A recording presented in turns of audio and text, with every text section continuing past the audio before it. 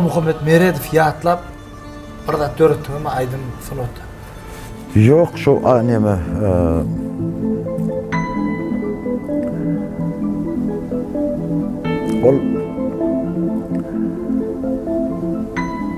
ol Nur Muhammed'in özü halkın yüreğine dur. Nur'un aydınlarım halkımızın içinde aydılıp berdi. Onu hiç kaçanım ölçmeden, gitmeden, yaptığım çıkmadı. Nur Muhammed Meredov. Senin şagirdin mi? O. Hakiki ikinci şagirdim. 86. 87. yılda biz toya katmamızda nire toya vardı geliyen çağı. 11-12 yaş olmalı 86. Geliyor da. Şu gelip sahnada yanımızda oturur, biz sonra öğrenişip gittik onu. Her toyda geliyor, bizim kıynanıyız, oturuyor, toy oturuyor, 3-3 yıl oturuyor. 3 yıl oturuyor Nur Muhammed Meredov. 2-3 yıl, biz bile kaydı. Çağı öyle. Çağı 11-12 yaşında. Ondan sonra bir toyda bir iki tane aydım ayıttırdık.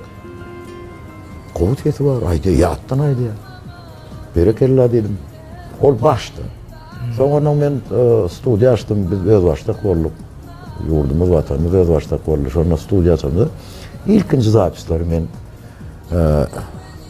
Kabir Aydınların fadından veriyordum. Tayyar tadım, üstünden aydım. Şoların veriyordum. Onun Yanlan Diyarıma katlaştırdık. Yanlan Diyarımda da ama birinci yeri aldım tabii yani. Düşündüm. Hemme'nin